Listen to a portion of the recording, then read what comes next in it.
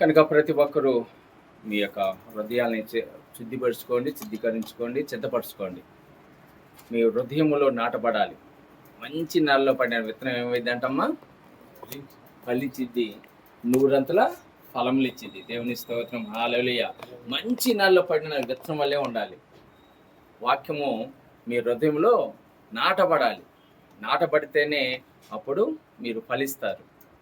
ఆ వాక్యం కూడా మీకు ఆశీర్వాదకరంగా ఉంటుంది. దేవుని స్తోత్రం, హల్లెలూయా. దేవుని యొక్క సన్నిధిలో ఉన్న మనము చిన్న ప్రార్థన చేసుకుందాం.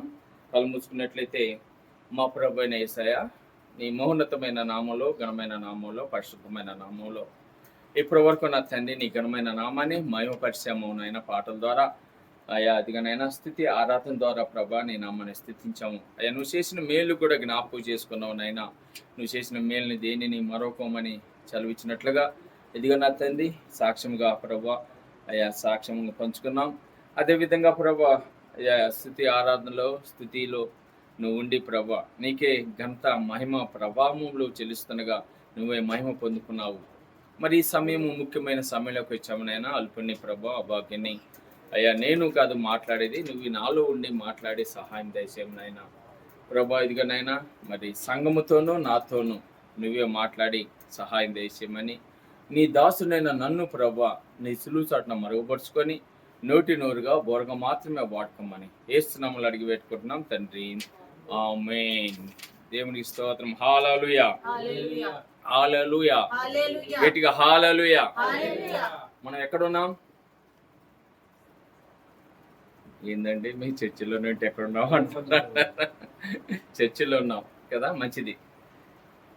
ఈ లోకపు జీవిత యాత్రలో మనం అనేకమైన ఒడిదుడుకులు తట్టుకుంటూ సాతాను యొక్క శోధనలు మరి ఎదిరించి దేవుని యొక్క సన్నిధిలో ఆరాధించటానికి కూడి వచ్చాం. దేవుని స్తోత్రం, హల్లెలూయా.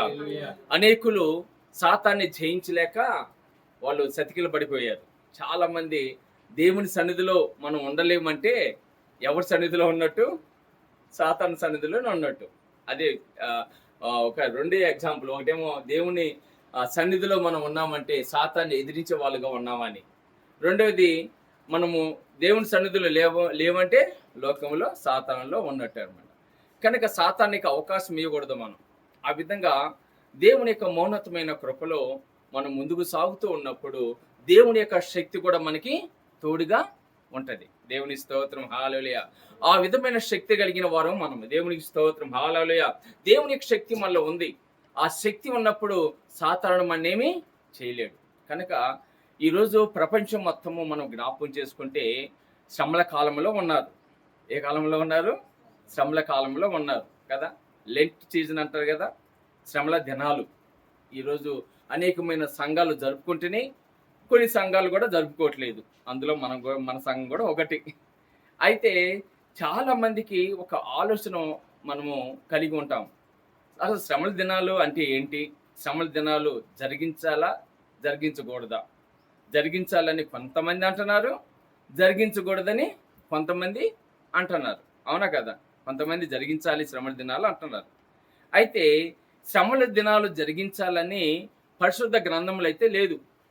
శ్రమల దినాలు జరిగించాలి. చాలా మంది ఈ శ్రమల కాలంలో చాలా మంది శ్రమలు పడిపోతూ ఉంటారు. శ్రమలు పడిపోతాం అంటే ఏంటో వాక్యం ద్వారా తెలుసుకుందాం. అయితే ఈ శ్రమల కాలము ఎలా ప్రారంభించారు, ఎలా ప్రారంభమైంది? పరిశుద్ధ గ్రంథములో దేవుడు చేయమని చెప్పాడా చెప్పలేదా? చెప్పాడా చెప్పలేదా? అనుసరించాలా మనము, అనుసరించకూడదా? శ్రమల కాలం ఎప్పటి నుంచి ప్రారంభమైంది చెప్పండి? ఎప్పటి నుంచి అమ్మా?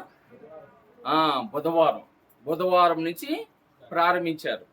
మనం సంఘ విశ్వాసులైన దేవుని బిడ్డలు అనేకమైన సంఘాలు జరిగిస్తున్నారు, అనేకమైన సంఘాలు కూడా జరిగించట్లేదు. అయితే ఈరోజు ఇక్కడ కూర్చున్న మనము ఆ సత్యమును మన దేవుడు ఏం చెప్పాడంటే సర్వసత్యంలోకి నడవాలి అని చెప్పాడు. సర్వసత్యము తెలుసుకోవాలి, సత్యాన్ని తెలుసుకోవాలి. అసత్యము సత్యము ఉన్నాయి.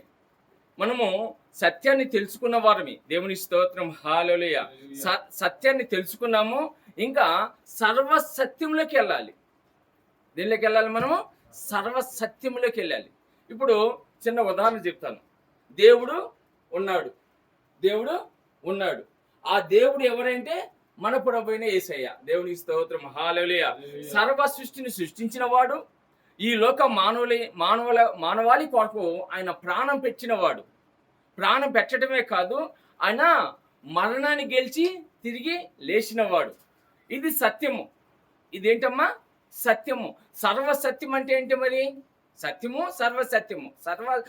సర్వసత్యం అంటే దేవుని యొక్క పరిశుద్ధమైన లేఖన భాగంలో ఉన్న మాటలు సర్వసత్యములోకి నడిపించే మాటలు. సర్వసత్యంలోకి నడిపించే మాటలు. ఈరోజు ఈ యొక్క లెంట్ దినాల గురించి, 40 రోజులు ఉపవాసం దినాల గురించి, లేదంటే మనము ఈ యొక్క ఉపవాస దినాలు ఎలా ప్రారంభించారు, ఎలా మనము నడుచుకోవాలి, ఎలా చేయాలి, లేదంటే చెయ్యొచ్చా చేయకూడదా, చేయొచ్చా చేయకూడదు. చాలా మంది చేయకూడదు అంటున్నారు, చాలా మంది చెయ్యాలి అంటున్నారు. ఎవరి మాట నమ్మాలి మనం?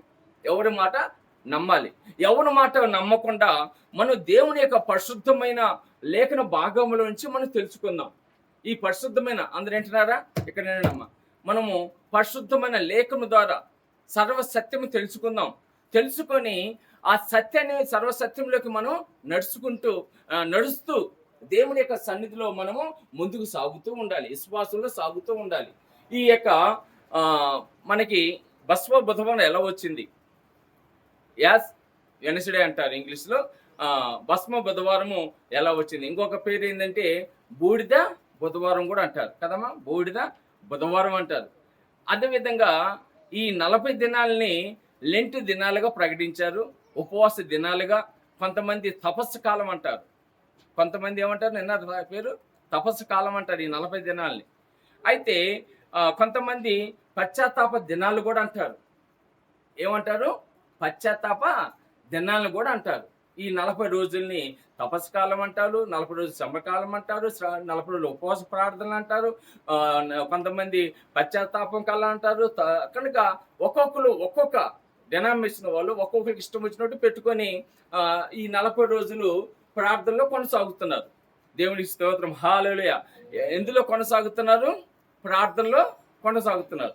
అయితే ఈ 40 రోజుల కాలంలో చాలా మంది చాలా రకాలుగా అయినమ్మా, శ్రద్ధగానండి. ఎందుకంటే ఈ మీకు బసవ బుధవారం ఎక్కడొచ్చింది, ఎందులో వచ్చింది, ఏ విధంగా వచ్చింది, తర్వాత ఎవరు ప్రకటించారు, దాని గురించి ఈ లెంట్ కాలము ఎలా మరి ఈ శ్రమ దినాలు ఎలా వచ్చినాయి అనేది మనము జ్ఞాపకం చేసుకొని అది మనము గుర్తెరిగినైతే సర్వసత్యంలో మనం నడుస్తూ ఉంటాం. దేవుని స్తోత్రం. హల్లెలూయా.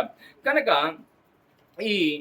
ఈ యొక్క బూడిద బుధవారం అన్నా, లేదంటే వెనస్డే అయినా, భస్మ బుధవారం అన్నా, శ్రమల దినాలు 40 రోజుల ప్రార్థనలన్నా, ఉపవాసం 45 రోజుల ప్రార్థనలన్నా, పశ్చాత్తాపములన్నా, తపస్సు కాలం అన్నా, ఇవన్నిటి కలిపితే ఒకటే అర్థం, ఒకటే ఆలోచన. ఇవన్నీ కలిపితే ఒకటే ఆలోచన, దేవుని సన్నిధిలో ఉండటం. దేవుని స్తోత్రం. హల్లెలూయా.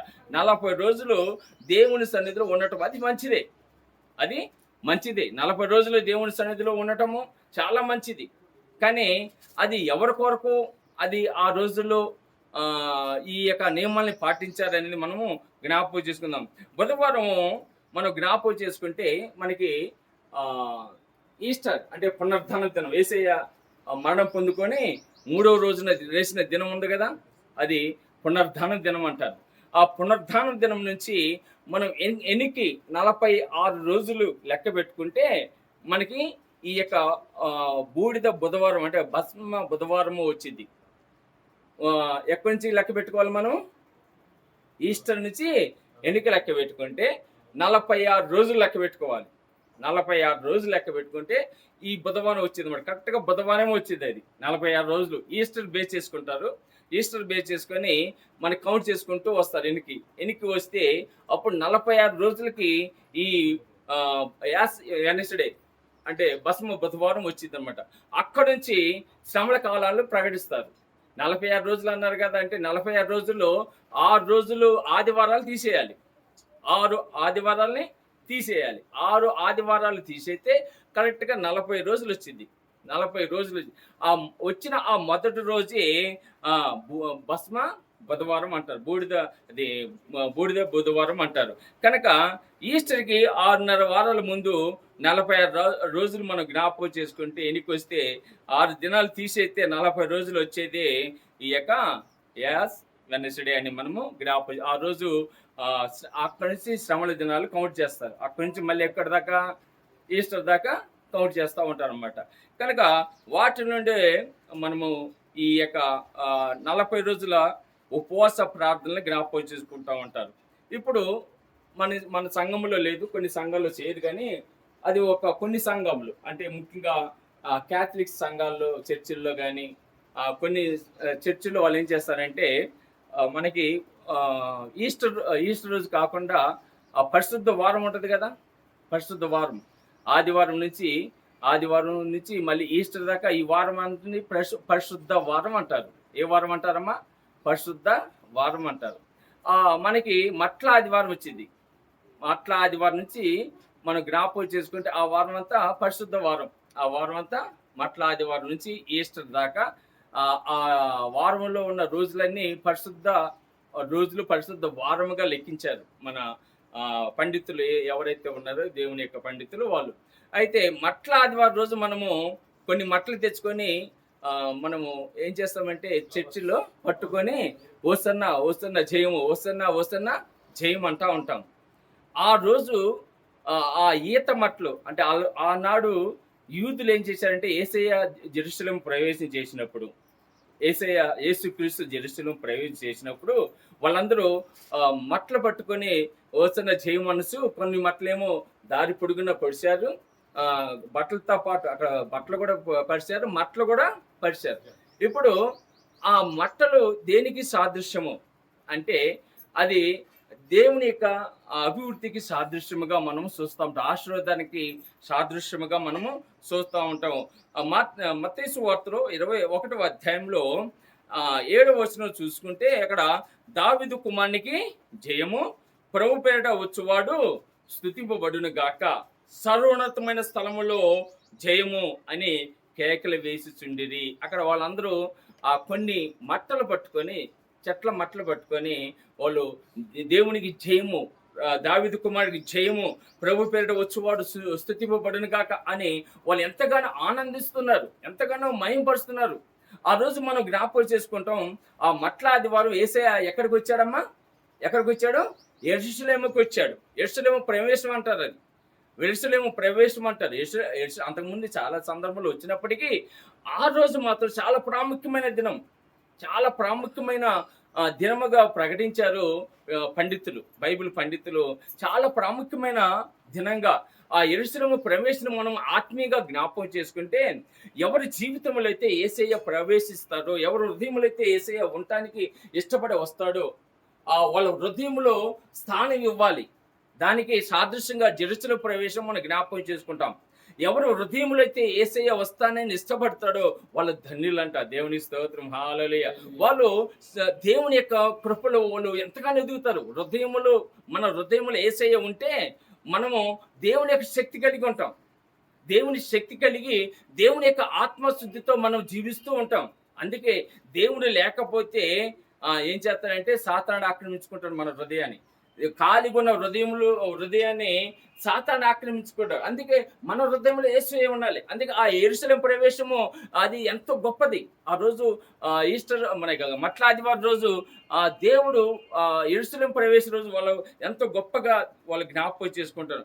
ఆ రోజు పట్టుకున్న మట్టలు సాదృశ్యంగా ఏం చేస్తారంటే మనము మట్ల ఆదివారం రోజు తీసుకొచ్చిన మట్టలను కొన్ని డినామినేషన్ వాళ్ళు, కొన్ని సంఘాల వాళ్ళు వాటిని దాచిపెడతారు.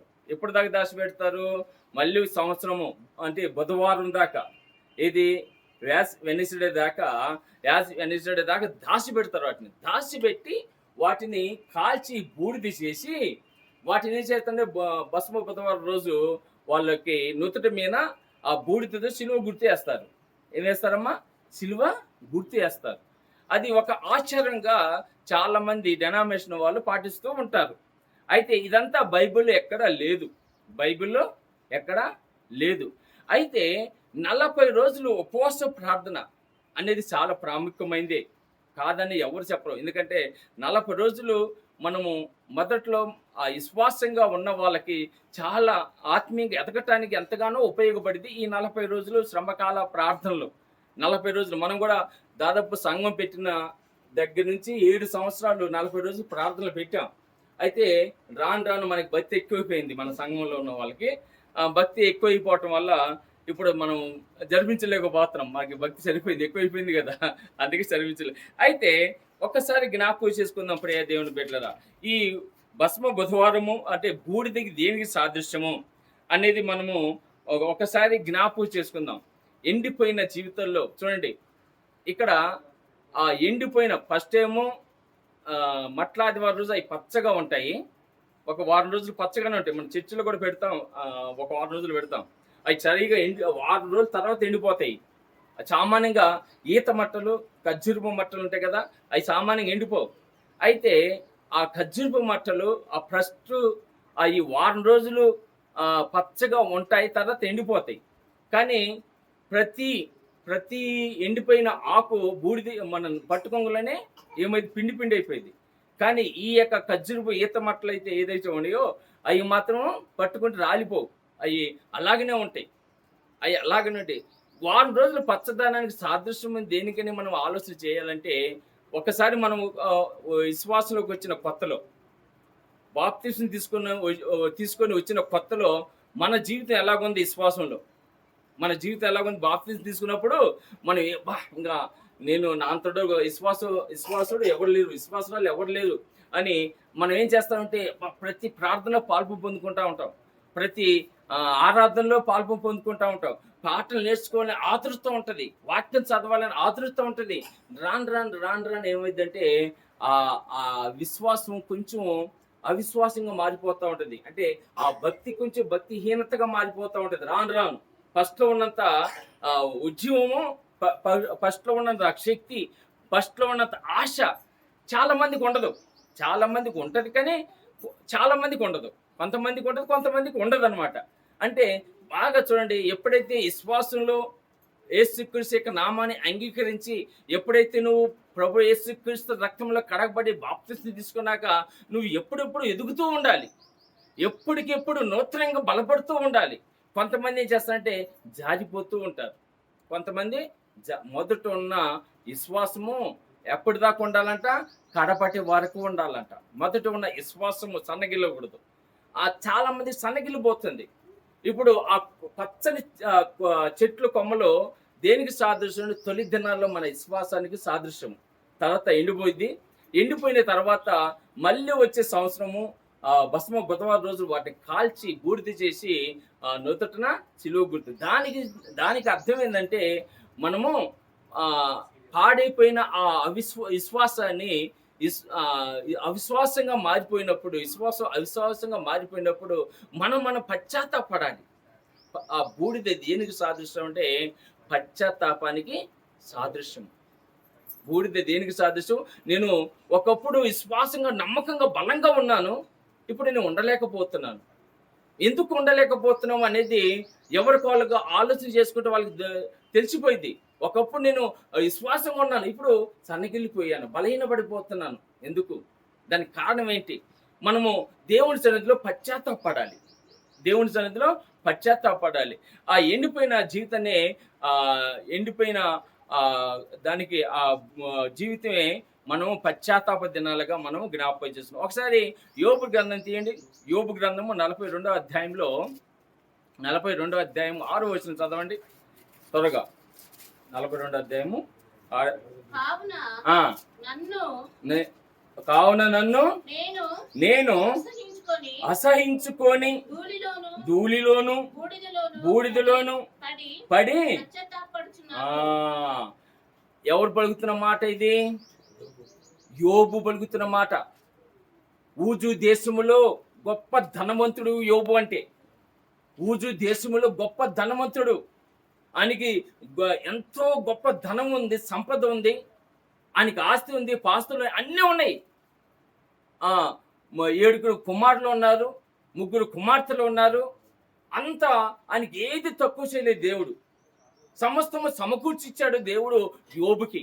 అయినా కానీ యోబుకి శ్రమలు వచ్చాయి, కష్టాలు వచ్చాయి, సమస్తము కోల్పోయాడు, జీరో అయిపోయాడు. రాత్రికి రాత్రి ఆయన జీరో అయిపోయాడు, మొత్తం పోగొట్టుకున్నాడు, మొత్తం పోయింది. కానీ ఆయన దానికి పశ్చాత్తాపపడుతూ ఏం చేశాడంట చూడండి, ఆయన కావున నన్ను నేను అసహించుకొని ధూళిలోను బూడిదలోను పడి ఏం చేస్తున్నాడంట, పశ్చాత్తాపడుతున్నాడంట. పశ్చాత్తాపం అంటే ఏంటి? మనం చేసిన తప్పుని తెలుసుకొని, దేవునికి వ్యతిరేకమైన జీవితం తెలుసుకొని, పాప మార్గంలో జీవిస్తున్నప్పుడు ఆ పాపాన్ని తెలుసుకొని మళ్ళీ తిరిగి దేవుని వైపు చూసి ప్రభువా నేను చేశాను. దావీదు కూడా ఆయన తప్పు చేశాడు. ఉరియా భార్యను ఆయన అక్రమంగా అనుభవించి ఆ తప్పుని ద్వారా ఆయన కూడా ఆ తప్పుని తెలుసుకొని పశ్చాత్తాపడ్డాడు. ఆ పశ్చాత్తాపడటమే దావీదు రాసిన 51వ కీర్తన. 51వ కీర్తన తీయండి ఒకసారి. 51వ కీర్తన మనం జ్ఞాపకం చేసుకుంటే అక్కడ 51వ కీర్తన 3వ వచనం 2వ వచనం చదవండి. నా దోషము పోవున్నట్లు నన్ను బాగుగా కడుగుము, నా పాపం పోవున్నట్లు నన్ను పవిత్రపరచుము. ఇక్కడ ఆయన చేసిన పాపముని జ్ఞాపకం చేసుకుంటున్నాడు. దేవుడు చేసిన విరోధమైన కార్యములు జ్ఞాపకం చేసుకుంటున్నాడు. దేవుడు చేసిన వ్యతిరేకమైన కార్యములు జ్ఞాపకం చేసుకుని పశ్చాత్తాపడుతున్నాడు దావీదు. ఏం చేస్తున్నాడమ్మా? పశ్చాత్తాపడుతున్నాడు. బూడిదికి సాదృశ్యం ఉంది ఏంటంటే పశ్చాత్తాపానికి సాదృశ్యము. అంటే ఎక్కువైనా నేను సక్రమంగా జీవించాలి. ఇదిగో నాలోని అవిశ్వాసాన్ని విశ్వాసంగా మార్చుకోవాలి. నేను ఒకప్పుడు దేవుని యొక్క సంఘములో పరిశుద్ధంగా ఎదిగోవాడిని, ఇప్పుడు అపవిత్రంగా ఉన్నాను.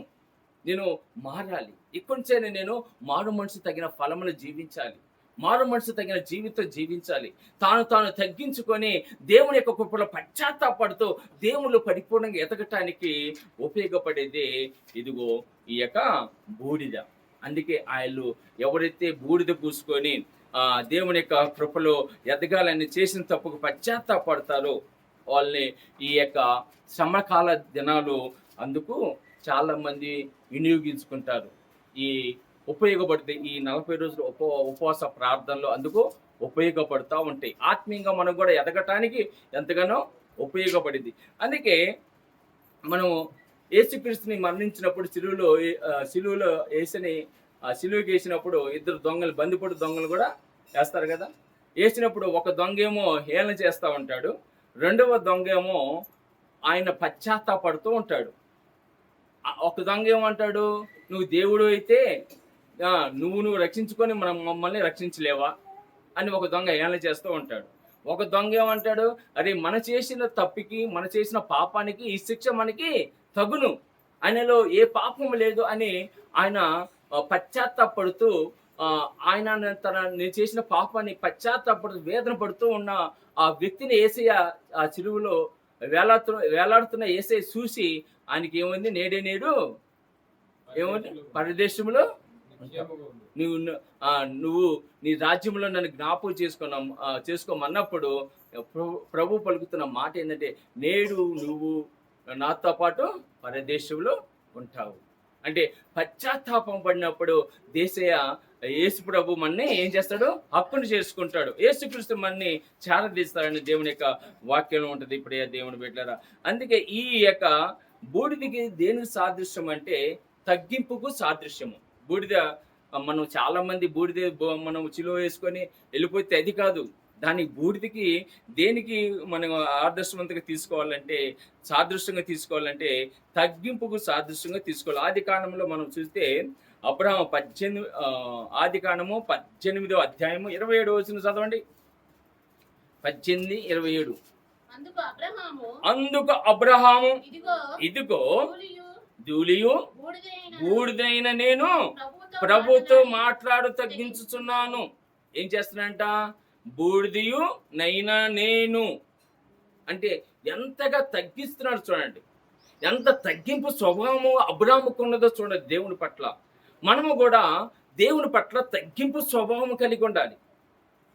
తాను తగ్గించబడిన వాడు ఏమవుతామా, హెచ్చించబడతాడు. తగ్గించుకోవాలి. మనం ప్రభు సన్నిధిలో ఉన్న మనము దేవుని యొక్క బిడ్డలుగా సంఘంలో సహవాసంలో ఉన్న మనము అందరం ఒకే కుటుంబం. చాలా మంది వ్యత్యాసం చూస్తూ ఉంటారు, తేడా చూస్తూ ఉంటారు. మనుషులకి వ్యత్యాసం చూస్తూ, ఇదిగో వీళ్ళు నాతో పాటు ఉండలేరు కదా, నాతో పాటు సమానమా అని చూస్తూ ఉంటారు. కానీ దేవుని బిడ్డలైన మనము అందరం ఒకటే. అందుకే నేను ఎప్పుడైనా గమనించండి, మనము దేవునిలో ఉన్నప్పుడు మనము మన కంటే చిన్నవాళ్ళని మనం గౌరవించడం నేర్చుకోవాలి. తాను తగ్గించేవాడు హెచ్చించబడును. మనం తగ్గించుకున్నప్పుడు ఆ దేవుడు మనల్ని హెచ్చిస్తాడు, దేవుడు మన ఉన్నతమైన స్థితిలో ఉంచుతాడు. అంతేగాని మనమే గర్వించుకోకూడదు అని సాదృశ్యంగా అబ్రాహాముని జ్ఞాపకం చేసుకుంటున్నాడు. నేను బూడిదైనున్నాను, నేను ప్రభుతో మాట్లాడ తెగించుస్తున్నాను అంటాడు. దేవుని స్తోత్రం, హల్లెలూయా. అంతేకాదు ప్రియ దేవుని బిడ్డలారా, బూడిద దేనికి సాదృశ్యం అంటే దహన బలికి సాదృశ్యము. మనము ఒకప్పుడు మన పాపం నిమిత్తము పరిశుద్ధమైన కోడెదూడల్ని, పరిశుద్ధమైన పొట్టెల్ని, పరిశుద్ధమైన పావురాల్ని తీసుకొచ్చి వాటిని మనము బలిచ్చేవాళ్ళమి. దాన బలిగా వస్తువులు తీసుకొచ్చి దాన బలి చేసి, ఆ దాన బలిలో మన పాపముని దహించే వాటి వాళ్ళు మనము జ్ఞాపకం చేసుకుంటాం. అయితే ఇక్కడ కూడా మనం చూస్తే లేవి కాండంలో 10వ అధ్యాయము, లేవి కాండము 10వ అధ్యాయము 1-4 వచనాలు. లేవి కాండము 10వ అధ్యాయం తినమ్మా త్వరగా. అమ్మా, అహరోను కుమారులైన నాదాబు, అబియోలు ధూపవార్తలను తీసుకొని వాటిలో నిప్పులుంచి వాటి మీద ధూప ద్రవ్యం వేసి యెహోవా తమ ఆజ్ఞాపించిన వేరొక అగ్నిని ఆయన సన్నిధి తేగా యెహోవా సన్నిధి నుండి అగ్ని బయలుదేరి వారిని కాల్చివేసెను. వారు యెహోవా సన్నిధిని మృతి పొందిరు. అప్పుడు మోషే అహరోనుతో ఇట్లను, ఇది యెహోవా చెప్పిన మాట. అంటే ఇక్కడ మన జ్ఞాపకం, దేవునికి వ్యతిరేకమైన వాటిని మనం ఏం చేయాలంటే దహించే బలిగా దహించేసేయాలి. మనలో వాటిని ఉంచుకోకూడదు, వాటిని తీసి దేవుడికి అప్పచెప్పాలి. దేవుడే వాటిని కాల్చివేస్తాడు. మనలో ఉన్న దేవుడికి వ్యతిరేకమైన వాటిని, అందుకే మనలో ఉన్న ఆ వ్యతిరేకమైన భావాలని స్తుతించలేక, ఆరాధించలేక వెనకబడుతున్న మన ఆత్మీయ జీవితాన్ని మనం పునఃప్రారంభించుకోవాలంటే దేవుడికి అప్పచెప్పాలి. దేవుడు వాటిని ఏం చేస్తానమ్మా, బూడిదిగా చేసి దహన బలిగా మనం జ్ఞాపకం చేసుకుంటూ ఉంటాడు. అందుకే బూడిద దుఃఖ దినములకు గుర్తు అన్నమాట. బూడిద దేనికి అంటే సాదృశ్యము, దుఃఖ దినములకు గుర్తు. మనకి ఎస్తేరు గ్రంథంలో 4వ అధ్యాయంలో 1-3 వచనాలు చూస్తే అక్కడ హామాను అనే వ్యక్తి యూదుల్ని చంపాలని చూస్తారు. యూదులు అంటే ఎవరమ్మా? దేవుని బిడ్డలు, దేవుని ఏర్పాటు చేసుకున్న జనాంగము. వాళ్ళని చంపాలని, వాళ్ళు ఆ యూదుని లేకుండా చేయాలని రాజు దగ్గర నుంచి ఒక పర్మిషన్ తీసుకుంటాడు. ఒక ముద్రించబడిన ఆజ్ఞను పొందుకొని యూదుని హతం చేయాలని చూస్తూ ఉంటాడు. అయితే అది తప్పిపోవటానికి మొర్దెకై ఏం చేస్తాడంటే, ఆయన ఉపవాస ప్రార్థనలో ఉండి ఆ బూడిదని పోసుకొని ఆయన ప్రార్థన చేస్తాడు. మొర్దెకై ప్రార్థన చేస్తాడు. ఆ ప్రార్థన చేసినప్పుడు ఆ బూడిద ఏదైతే ఆయన దుఃఖ దినములకు గుర్తుగా, ఈ శ్రమ దినాలకు గుర్తుగా ఆ బూడిద పోసుకొని కూర్చొని ఉపవాసం ఉంటాడు. ఉపవాసం ఉన్నప్పుడు వాళ్ళకున్న ఆ శ్రమలు తొలగిపోయినాయి. దేవుని స్తోత్రం, హల్లెలూయా. కనుక ఇలాంటి పవిత్రమైన దినాల్లో అంటే ఈ బూడిదని ఎందుకు వినియోగించుకుంటారు? మనం బొట్టు పెట్టుకుంటానికి కాదు, కానీ అలనాడు ఈ పరిశుద్ధ గ్రంథంలో బూడిదకి చాలా ప్రాముఖ్యతమైన ఆలోచన ఉంది. బూడిద అంటే తగ్గింపు ఉండాలి, తగ్గింపు స్వభావం ఉండాలి. బూడిదంటే దహన బలి సాదృశ్యంగా మనం జ్ఞాపకం చేసుకోవాలి, దుఃఖ దినములుగా జ్ఞాపకం చేసుకోవాలి. ఇదే మనము బసవ బుధవారం నుండి పునరుద్ధానము ఈస్టర్ వరకు ఈ 40 రోజులు ఉపవాస ప్రార్థనలు అంటారు. తర్వాత ఏం చేస్తారంటే వాళ్ళు బూడిద పోసుకొని ఉపవాస దినాలుగా చాలా మంది ప్రకటించుకున్నారు. అయితే ఈ 40 రోజుల శ్రమలు ఎలా ప్రారంభమయ్యాయి అనేది మనం జ్ఞాపకం చేసుకుంటే, యేసుక్రీస్తు జన్మించిన తర్వాత, ఈ లోకానికి వచ్చిన తర్వాత 325 సంవత్సరంలో అంటే యేసుక్రీస్తు వచ్చిన తర్వాత ఈ యొక్క మొదటి క్యాథలిక్స్ ఆర్సిఎం వాళ్ళు ఏం చేశారంటే వీటిని ప్రకటించారు. మొదటిగా 48 గంటలు ప్రకటించారు అమ్మ ఉపవాస దినాలుగా. ఎన్ని దినాలు? 48 రోజు 45 గంటలు 48 గంటలు ప్రకటించారు ఫస్ట్గా. 48 గంటలు అంటే మనకి 3 దినాలు. 3 దినాలు అంటే ఎప్పటి నుంచి ప్రారంభించారు? గుడ్ ఫ్రైడే మరుసటి రోజు ఈస్టర్, 3 రోజులు. మొట్టమొదటిగా ఉపవాస దినాలు ఈ క్యాథలిక్ ఆర్సిఎం వాళ్ళు 3 దినాల్ని ప్రకటించారు ఉపవాస దినాలుగా. తర్వాత ఆ దినాలు వాళ్ళకి సరిపోలేదంట. ఆ ఉపవాస దినాలు వాళ్ళకి సరిపోలేదంట. దాన్ని ఏం చేశారంటే కొన్ని రోజుల తర్వాత మనకి మట్ల ఆదివారం నుంచి మళ్ళీ ఈస్టర్ దాకా వాళ్ళు పొడిగించుకున్నారు. అంటే వారం రోజులు పొడిగించుకున్నారు. 7 రోజులు ఉపవాస ప్రార్థనలుగా పెట్టుకున్నారు. ఆ తర్వాత వాళ్ళు అది కూడా సరిపోలేదని 40 రోజులు, అది కూడా సరిసంఖ్య అని 40 దినాలుగా వాళ్ళు ఉపవాస దినాలు ప్రకటించారు. ఎవరు ప్రకటించారంటే మొట్టమొదటిగా ఆర్సిఎం క్యాథలిక్స్ వాళ్ళు ప్రకటించారనమాట. పోపు ఏదైతే ఉన్నారో వాళ్ళు ఈ యొక్క లెంట్ దినాలుగా 40 రోజుల దినాలుగా ప్రకటించారు. దాన్ని వాళ్ళు లాటిన్ భాషలో ఏమంటారంటే క్వాట్రాకేషమ అంటారు. క్వాట్రాకేషమ అని అర్థం, అంటే 40వ దినము అని వాళ్ళు అంటారు. ఈ 40 రోజులు ఉపవాసము ఎవరెవరు ఉన్నారు 40 రోజులు? బైబిల్లో చెప్పండి, ఎంతమంది ఉన్నారు 40 రోజులు ఉపవాసాలు బైబిల్లో? మొదటగా మనం చూస్తే మోషే ఉన్నాడు. ఆయన సీనాయి పర్వతం మీద యేసే దగ్గరికి పోయినప్పుడు 10 ఆజ్ఞలు తెలుసు కదా, 10 ఆజ్ఞలు లెక్కించబడ్డానికి దేవుడితో పాటు మోషే కూడా ఉన్నప్పుడు ఆయన 40 దినములు నీళ్లు ముట్టుకోలేదు, ఆహారం ముట్టుకోలేదు. 40 దినములు పరిపూర్ణమైన ఉపవాసం ఉన్నాడు, 40 రోజులు. ఆ తర్వాత ఏలియా ఉన్నాడు 40 దినాలు. ఆయన కూడా ఉపవాసంతో ఉండి ఎక్కడికి వెళ్ళాడు? హోరేబు కొండకి వెళ్ళాడు 40 దినాలు. ఆ తర్వాత ఎవరు ఉన్నారు మనకి 40 రోజులు ఉపవాసం అంటే మన ప్రభువైన యేసయ్య ఉన్నాడు. మన ప్రభు యేసయ్య 40 దినాలు ఎందుకున్నాడంటే అక్కడ మత్తయి సువార్త 4వ అధ్యాయంలో మనం చూస్తాం. తీగాకండి 4వ అధ్యాయంలో అక్కడ యేసయ్య ఇంకా దేవుని పని కొరకు సమర్పించుకునేటప్పుడు ఆయన పరిశుద్ధాత్మ శక్తిని పొందుకుంటానికి ప్రభు యేసయ్య 40 దినములు ఉపవాసం ఉన్నాడు. ఆయన 40 రాత్రులు 40 పగలంట. 40 రాత్రులు 40 పగలు ఉపవాసం ఉన్నాడు యేసయ్య. పరిశుద్ధ గ్రంథములో ఈ ముగ్గులు మనం చూస్తూ ఉంటాం. 40 దినములు ఉపవాసం ఉన్నవారు. అయితే ప్రియ దేవుని బిడ్డలారా, ఇప్పుడు మనము 40 దినాలు 40 దినాలు మనము ఉపవాసము అని ప్రకటిస్తున్నాం కదా. ఈరోజు ఈ ఉపవాస దినాలు ఎలాగైపోయినాయి చూడండి. ఉపవాస దినాలు ఎలాగైపోయినాయమ్మా? కొంతమంది ఏమో చికెన్ తినకూడదు, అదొక అలవాటుగా చేసుకుంటారు. అంటే ఈ 40 రోజులు ఆశ్చర్యంగా పాటిస్తున్నారు. నేను చికెన్ తినకూడదు అని కొంతమంది ఏమో చికెన్ తినొచ్చు కానీ మటన్ తినకూడదు కొంతమంది. అంటే ఎట్టున్నారంటే మనకు అనుకూలమైనదిగా మనం ఉపవాస ప్రార్థన మలుచుకుంటున్నాం. అర్థమవుతుందమ్మా? మనకి అనుకూలమైనదిగా అంటే అసలు ఉపవాసం అంటే ఏంటంటే దేవుడితో ఉపవాసం అంటే అంటే ఏంటి? దేవుడితో ఉండటం. అంటే దేవుడికి దగ్గరగా ఉండటం, దేవుడితో ఉండటం ఒక లెక్క. వాసం అంటే సావాసం చేయటం, సంఘం సావాసము, అందరూ కలిసి ప్రార్థన చేసుకోవటం, దేవుడితో సావాసం చేయటం. ఉపవాసం అంటే అంటే దగ్గర దేవుడితో ఉండటం, సావాసము, మనం దేవుడితో ఉండి మనము ఆరాధించుకోవటం. ఉపవాసము అంటే దానికి సాదృశ్యం. ఇప్పుడు ఉపవాస దినములు ఎలాగైపోయినాయి అంటే, ఇప్పుడు ఉపవాసం అంటే దేవునికి సమీపంగా ఉండటము, సావాసంలో ఉండటము. ఆ ఉపవాస దినాలు ఎలాగైపోయినట్టే ఎవరికి ఇష్టం వాళ్ళు మార్చుకుంటున్నారు. కొంతమంది ఒక ఆయన నాన్ వెజ్ తినడంట. 40 రోజులు నాన్ వెజ్ తినడు. నాన్ వెజ్ అంటే ఏందమ్మా? ఏమేమి వస్తాయి నాన్ వెజ్లు చెప్పండి? మటన్ వచ్చింది, చికెన్ వచ్చింది, ఇంకా చేప కూడా వచ్చిందా లేదా? చేప కూడా వచ్చింది. ఈ 3 నాన్ వెజ్లే కదా.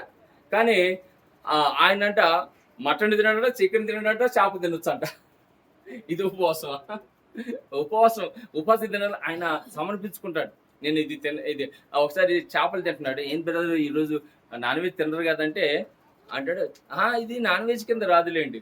చేపలు నాన్ వెజ్ కింద రాదా అంటే ఏంటి చెప్పండి? ఉపవాసం అంటే మనకున్న ఏదైతే దేవునికి వ్యతిరేకమైన పాపము ఉందో ఆ పాపము తీసేసుకోవాలి. వ్యతిరేకమైన క్రియలు ఏదైతే అవి చేయకూడదు మనం. కానీ ఏం చేస్తున్నాం మనము? కొంతమంది ఏమో ఈ 40 రోజులు సిగరెట్ తాగేవాళ్ళు సిగరెట్ తర్వాత తాగుతారు మళ్ళీ. 40 రోజులు అయిపోయినాక ఏం చేస్తారు? తాగుతారా లేదా? మందు తాగరు. ఈ 40 రోజులు మానేస్తారు. తర్వాత మళ్ళీ తాగుతారు. మళ్ళీ త్రాగుతారు. మళ్ళీ కొంతమంది ఈ ఉపవాసం ఒక పూట ఉపవాసం ఉంటా అంటారు. మంచిదే వాళ్ళ శక్తిని బట్టి అలాగా. కానీ ఉపవాసం అంటే మారిపోయింది. ఉపవాస దినములు ప్రభు యేసుక్రీస్తు ఏమని సెలవిస్తున్నాడో ఒకసారి జ్ఞాపకం చేసుకుందామా? మత్తయి సువార్త తీయండి. ఉపవాస దినములు అంటే ఎలా జరిగించుకోవాలి? ఉపవాస దినములు అంటే ఎలా పాటించాలి? ఈరోజు మనం చేస్తున్న ఉపవాసం ఏంటిది అనేది మనం జ్ఞాపకం చేసుకుంటే మత్తయి సువార్త 6వ అధ్యాయం. మత్తయి సువార్త 6వ అధ్యాయంలో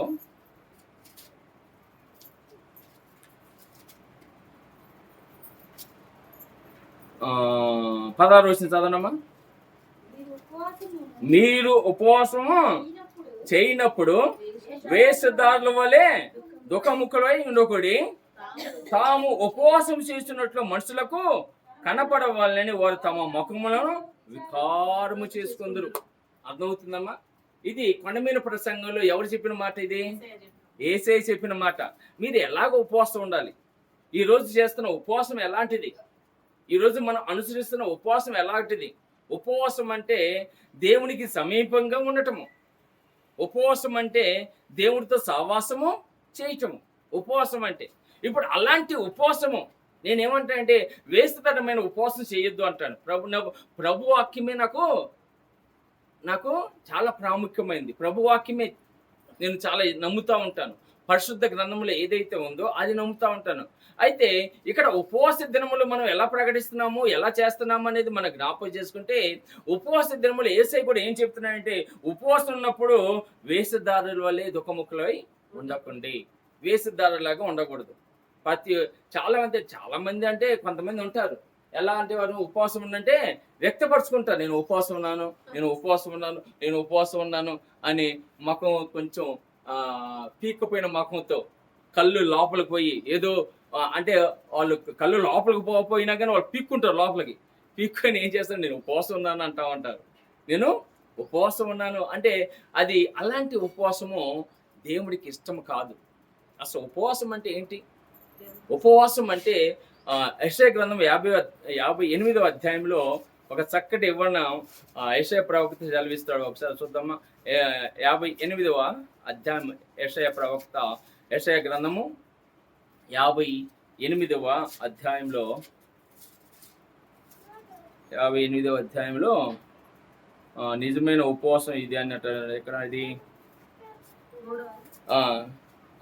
ఇక్కడ 3వ వచనం చదవనమ్మా. మేము చాలమ్మా. ఇక్కడ మేము ఉపవాసం ఉండగా మీరెందుకు చూడరు అంటున్నాడు. అంటే నువ్వెందుకు చూడవు? మా ఉపవాసం మేము ఉన్నాము, ఉపవాసం ఉండి ప్రార్థన చేస్తున్నాం మేము. నువ్వెందుకు ఆలకించట్లేదు? నువ్వెందుకు చూడట్లేదు? దేవుని ఆయన ఎదురు ప్రశ్న అడుగుతున్నారు ఇక్కడ ఉపవాసం ఉన్న వాళ్ళు. దానికి దేవుడు ఏ కౌంటర్ ఇస్తున్నాడు చూడండి ఒకసారి. ఏమంటాడు?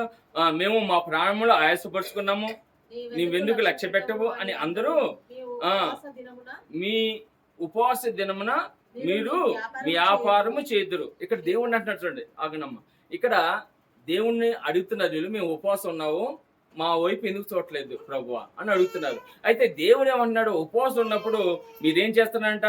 వ్యాపారం చేస్తున్నారంట. ఉపవాసం ఉన్నప్పుడు వ్యాపారం ఏ పని చేయకూడదు, అసలుకి వ్యాపారం చేయకూడదు. ఉపవాసం ఉన్నప్పుడు మనం వ్యాపారం చేయకూడదు. ఉపవాసం ఉన్నప్పుడు ఎక్కడ ఉండాలంట? మనము దేవుడితో దేవుడిలో సమీపంగా ఉండాలి. మనం దేవుడితో సంఘ సహవాసంలో ఉండాలి. మనం ప్రార్థనలో ఉండాలి మనం. కానీ మనం ఉపవాసం ఉంటున్నాము, ఎక్కడ ఉంటున్నాము? పనిలో ఉంటున్నాం, అంటే వ్యాపారంలో ఉంటున్నాం. ఆ వ్యాపారం చేయకూడదని దేవుడు చెబుతూ మీ పనివారి చేత కఠినమైన పని చేయించుదురు. కొంతమంది పని వాళ్ళు ఉంటారు. ఇప్పుడు నా కింద పని వాళ్ళు ఉన్నారు అనుకోండి. సపోజ్ నేను ఒక ఆఫీసర్, నేను ఉపవాసం ఉన్నా, కానీ నేను ఉపవాసం నా కింద వాళ్ళతో కూడా పని చేయించకూడదు. అది ఉపవాసం అంటే, నిజమైన ఉపవాసం అంటే. మీరు పని చేపిస్తున్నారు అంటాడు. మీరు కలహపడుచు వివాదము చేస్తూ అన్యాయముగా గుద్దులాడుచు ఉపవాసం ముందురు కొట్లాడుతున్నారు, అబద్ధాలు ఆడుతున్నారు, మీ ఇష్టమైన జీవితం జీవిస్తున్నారు, కానీ మీరు ఉపవాసం ఉంటున్నారు. కానీ ఉపవాసం అని అని దేవుని అంటున్నాడు, మీ కంఠధ్వని పరమన వినపడినట్లుగా మీరు ఇప్పుడు ఉపవాసం ఉండరు, అట్టి ఉపవాసము నాకు అనుకూలమా. దేవుడు పలుకుతున్నాండి. మీరు ఉపవాసం ఉంటున్నారో వ్యాపారం చేస్తున్నారు, ఉపవాసం ఉంటున్నారు, మీ కింద వాళ్ళకి పని చేయమంటున్నారు, మీరు ఉపవాసం ఉంటున్నారు, అబద్ధాలు ఆడుతున్నారు, కొట్లాడుతున్నారు, మీరు ఉపవాసం ఉంటున్నారు, మీరు అన్యాయంగా జీవిస్తున్నారు. ఇలాంటి ఉపవాసము నాకు అవసరమా? నాకు అవసరమా? దేవుడు అంటే నాకు అవసరం అని చెబుతూ తర్వాత ఏమంటున్నాడు 5వ వచనం, అట్టి ఉపవాసం నాకు అనుకూలమా, మనుషులు తన ప్రాణమును బాధపరుచుకునవలసిన దినము అట్టిదేనా. మీరు నా గురించి మీరు బాధపడవద్దు, ఉపవాసం ఉండి మీరు ఆయాసం తెచ్చుకోవద్దు, ఉపవాసం ఉండి మీరు బలహీనపడవద్దు. మీ అందరి నిమిత్తం నేను ఉపవాసం ఉన్నాను, శ్రమలు పొందుకున్నాను, నేను మీ కొరకు మీ పాపములు తీసేట నేను ఉపవాసం ఉన్నాను అని చెబుతూ దేవుడు ఏమన్నాడు, ఒకడు జమ్ము వల్లే తలంచుకొని గోనె పట్టు కట్టుకొని బూడిద పరుచుకొని కూర్చున్నట ఉపవాసమా. బూడిద పెట్టుకొనటం అంటే మనం బసవబుధవారం రోజు బసవబుధవారం అని ఎందుకు పేరు వచ్చింది మనకు తెలుసు కదా. ఆ బూడిద పోసుకొని సిలువ గుర్తేసుకుంటే అది నిజమైన ఉపవాసమా అని దేవుడు చెప్తూ అట్టి ఉపవాసము యెహోవాకు ప్రీతికరమని మీరు అనుకుందరా. దేవునికి ఇట్టి ఉపవాసము ఇష్టమా అని మీరు అనుకుంటున్నారు. అది నాకు ఇష్టం లేదు. అది నిజమైన ఉపవాసం ఏంటంటే ఇక్కడ దేవుడు చెప్తున్నాడు ఏంటంటే, దుర్మార్గులు కట్టిన కట్టలు ఇప్పటియో. దుర్మార్గులు నిజమైన ఉపవాసం ఏమంటున్నారంటే, మీరు దుర్మార్గులు అంటే ఏంటి? ఇప్పుడు ఒక మంచివాడిని అన్యాయస్తుడు అన్నాడు కదా, అన్యాయస్తుడు కొడుతున్నాడు అనుకోండి, మనం అడ్డుపోవాలి. ఆ దుర్మార్గుని నువ్వు చేసింది తప్పు అని మనం పలకగలగాలి, న్యాయము పాటించాలి. కానీ ఆ న్యాయం పాటిస్తున్నామా? అది నిజమైన ఉపవాసం. ఉపవాసం ఉండి కాడిమోను మేకులు తీయటయు అంటే, కాడిమోను అంటే బాధలను తీయటయు, బాధింపబడిన వాడిని విడిపించుటయు, ప్రతి కాడిని విరగొట్టడియు నేను నేర్పించుకున్న ఉపవాసము కాదా. ఉపవాసం ఉన్నప్పుడు నీ ఆహారము ఆకలి కొన్నవారికి పంచిపెట్టాలంట. నువ్వు ఉపవాసం ఉన్నావు ఒక పూట, ఆ ఆహారము పేదలకు ఇవ్వాలంట. లేదంటే దేవుని సన్నిధిలోకి, దేవుని మందిరంలోకి తీసుకొచ్చి ఇవ్వాలి. అప్పుడు దేవుని యొక్క సేవకులు ఏం చేస్తారంటే లేని వారికి అందిస్తూ ఉంటారు. అది ఏది చేయము మనం, కానీ ఉపవాసం ఉంటాం. ఏది చేయము మనం ఉపవాసం ఉంటాం. ఇట్టి ఉపవాసం నాకు ఇష్టమా అంటాడు దేవుడు. అందుకే ఇంకేం చేయాలంట, దిక్కుమాలిన బేదలను నీ ఇంట చేసుకొనటి, వస్త్రహీనుడు నీకు కనబడినప్పుడు వారికి వస్త్రములు ఈటు, ఇదే కదా నాకు ఇష్టమైన ఉపవాసము. ఇదే కదా నాకు ఇష్టమైన ఉపవాసము. ఏ ఉపవాసము ఇప్పుడు చెప్పండి? మనం అనుసరిస్తున్న ఉపవాసము దేవునికి ఇష్టమా? ఒక్కసారి ఆలోచన చేయండి. మనం ఉపవాసం ఉండాలి, ఉండకూడదు నేను అనట్లేదు. కానీ ఉపవాసం ఎలా ఉండాలంటే పరిశుద్ధ గ్రంథములో దేవుని యొక్క లేఖములు సెలవిచ్చినట్లుగా ఉండాలి. నువ్వు ఉపవాసం ఉన్నావు అనుకోండి, నీవు ఒక పూట ఆ ఉపవాసం ద్వారా వచ్చిన మిగిలిన ఆహారాన్ని పేదలకు దయచేయి, లేని వాళ్ళకి అందించు, కష్టంలో ఉన్న వాళ్ళకి ఆదుకో, ఎవరైనా ఇబ్బందులు ఉంటే నువ్వు సహాయం చేయి, ఎవరికైనా వేదనలు ఉంటే నువ్వు ఓదార్పు అందించేయి. అంతేగాని చాలా మంది నాదే, నా కుటుంబం నాకే చాలు అంతే. ఇది క్రైస్తవత్వం కాదు. ఇది నిజమైన ఉపవాసం అంటే మనం ఇతరులకు ఉపయోగపడాలి, అది నిజమైన ఉపవాసం. ఇతరులకు సహాయకులుగా ఉండాలి మనం, అది నిజమైన ఉపవాసం. అట్టి ఉపవాసము దేవుడికి ఇష్టము. కనుక ప్రియ దేవుని బిడ్డలారా, ఈ ఉపవాసం అనేది చాలా చాలా పవిత్రమైంది. ఉంటే పవిత్రంగా ఉండాలి, లేదంటే దేవుడు నువ్వు ఉపవాసం ఉండపోయినా ఏం అడగడు, ఉపవాసం లేకపోయినా ఏం అడగడు, ఉన్నా ఏం అన్నాడు. కాబట్టి ఏంటంటే ఉపవాసం చేసే పద్ధతులు చేయండి, అది నిజమైన ఉపవాసం. అందుకే ఈ ఉపవాసం చాలామంది ఇది జరిగించలేరు. ఎందుకంటే నిజమైన ఉపవాసం ఇప్పుడు మనం జరగట్లేదు. 40 రోజులు ఏం అన్నం తినకుండా నీళ్లు తాగకుండా ఉంటామా? మనం ఉంటామా? మోసే ఉన్నట్లు, ఏలియా ఉన్నట్లు, యేసుక్రీస్తు ఉన్నట్లు ఉంటామా? మనం ఉండలేము. కానీ మనం ఉపవాసం ఎందుకు మనకి ఏది అనుకూలమో అది పెడుతూ ఉంటాం ఉపవాసంలో. కొంతమంది ఏం చేయరు, నాన్ వెజ్ తినరంటారు ఈ ఉపవాస కాలం ప్రార్థనలో. కొంతమంది ఏం చేయరు, సినిమాలు చూడరంటారు కొంతమంది కాలంలో. కొంతమంది ఏం చేయరు, టీవీలు చూడరంటారు. కానీ అది కాదు, నువ్వు ఏది చేసినా అది దేవుళ్ళు మహిమకరంగా ఉండేటట్టు చూసుకోవాలి. దేవునికి ఇష్టం లేని నువ్వు ముందుగానే మానేసేయాలి. ఎప్పుడైతే రక్షణ పొందుకున్నావో అప్పటి నుంచి ఒకవేళ నీ చేత కాలేదంటే ఈ 40 రోజుల ప్రార్థనలు ఒకవేళ మనలో ఆశ కలిగి మనం ఏర్పాటు చేసుకున్నప్పుడు అప్పుడు ఆత్మీయంగా బలపడటానికి మాత్రం ఈ 40 రోజుల ఉపవాస ప్రార్థనలు నువ్వు తిన్నా తినకపోయినా ప్రార్థన, ఉపవాస ప్రార్థన ఏంటంటే అన్నం మానుకోవటం కాదు. పరిశుద్ధ గ్రంథం ప్రకారంగా ఉపవాస ప్రార్థన అంటే దేవునికి దగ్గరగా ఉండటం. ఉప అంటే దేవునికి దగ్గరగా ఉండటం, వాసం అంటే సావాసం చేయటం. ఉపవాసం అంటే ఏంది? ఉప అంటే ఏనమ్మా దేవునికి దగ్గరగా. అంటే 40 రోజులు నువ్వు ఉంటే మంచిదే. ఆత్మీయంగా బలపడతావు, ఆత్మీయంగా దేవుని మాటలు తెలుసుకుంటావు, ఆత్మీయంగా నువ్వు నీ ఆత్మీయ జీవితాన్ని నిలబెట్టుకోవటానికి, అభివృద్ధి పరచుకోవటానికి 40 దినాలు ఉపయోగపడుతూ ఉంటాయి. పెట్టుకుంటే మంచిదే. కానీ ఉపవాసము ఉండాలి, మానుకోవాలి, అన్నం మానుకోవాలి, తిండి మానుకోవాలి, అది మానుకోవాలి, మనకి ఇష్టం లేని మానుకొని ఉండాలి అంటే కాదు. కానీ దేవుని యొక్క కృపలో నిజమైన ఉపవాసము సమర్పణ కలిగి జీవించినవి కనుక అప్పుడే దేవుని బిడ్డలారా నిజమైన ఉపవాసం ఏంటనేది ఒకసారి మనం తెలుసుకున్నాం. అది దాన్ని బట్టి మనం జీవించాలి. ఎప్పుడైనా ఉపవాస ప్రార్థనలు పెట్టుకుంటే మంచిది. ఉపవాసము దేవుడితో సావాసము, దేవుడితో సావాసం కాబట్టి దేవుడిలో ఉండటం మంచిదే. అది ఆత్మీయంగా మనం దేవుని యొక్క వాక్యం ద్వారా మనము బల పొందుకుంటూ ఉంటాం. అది మనం ఆలోచన చేయాలి. అంతేగాని ఏదో వేషధారణ చేశామా దానివల్ల ఎలాంటి ఉపయోగం లేదని ప్రభువైన యేసయ్య చెబుతున్నాడు. అట్టి ఉపవాసం నాకు ఇష్టము కాదు అంటున్నాడు. మంచి ఉపవాసం దేవుని యొక్క సన్నిధిలో పరిశుద్ధులుగా జీవించడానికి మనం ఏది చేసినా ఆత్మీయ జీవితాన్ని పెంపొందించుకోవటానికండి. అందుకే మత్తయి సువార్తలు 5వ అధ్యాయంలో మనం జ్ఞాపకం చేసుకుంటూ ఒకసారి ఆ వాక్యం చెప్పి నేను ముగిస్తాను. మత్తయి సువార్తలు 5వ అధ్యాయంలో 5వ అధ్యాయము 12వ వచనం చదవనమ్మా. సంతోషించి ఆనందించుడి, పరలోకమందు మీ ఫలము అధికమగును. ఇలాగ వారు మీకు పూర్వం ముందున్న ప్రవక్తలను హెచ్చించడి. అంటే సంతోషించి ఆనందించడి. దేని వల్ల సంతోషించాలి?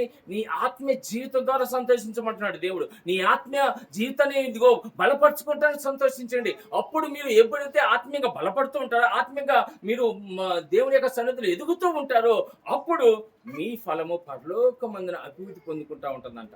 పరలోక దీవెనలు ఉంటుంది. అందుకే ప్రియ దేవుడు మనం ఏది చేసినా దేవునికి మహిమకరంగా చేస్తే మనము ఎంతగానో సంతోషంగా ఉంటాం, మనం ఎంతగానో ఆనందంగా ఉంటాం. కనుక దేవుని మనము కృపలో ఆత్మీయంగా ఎతకటానికి ఇష్టపడండి. దేవుని మాటలు దేవుని యొక్క సన్నిధిలో మనం విన్నప్పుడు, దేవుని సన్నిధిలో దేవుని మాటలు విన్నప్పుడు ఆ మాటని జ్ఞాపకం చేసుకుంటూ మనము జీవించాలి. ఈరోజు దేవుడు నిజమైన ఉపవాసం ఏంటి, ఆ నిజమైన ఉపవాసం ఎలాగ మనం పొందుకుంటాము, లేదంటే దేవుళ్ళ ఆత్మీయంగా ఎదగటానికి మనం ఉపవాస ప్రార్థన ఎంతవరకు ఉపయోగపడతాయి అనేది మనం ఆలోచన చేసుకొని ఆత్మీయంగా గ్రహించినప్పుడు అప్పుడు నువ్వు ఆత్మీయ దీవెనలు, పరలోక సంబంధమైన ఫలములు దేవుడు మనకు అనుగ్రహిస్తాడు. అట్టి కృప ఇప్పుడున్న మనందరికీ దేవుడు దయచేయను కాక ఈ మాటలు ముగిస్తున్న కొద్ది మాటలు దేవుడు దీవించి ఆశీర్వదించిన కాక ఆమేన్. బాబు ఇది కొంచెం ఆపనాయన. చిన్న ప్రార్థన, ఎన్నో వాక్యాన్ని బట్టి చిన్న ప్రార్థన. కళ్ళు మూసుకోండి. ఎవరికి వాళ్ళు ఎన్నో వాక్యాన్ని బట్టి కొంత సమయం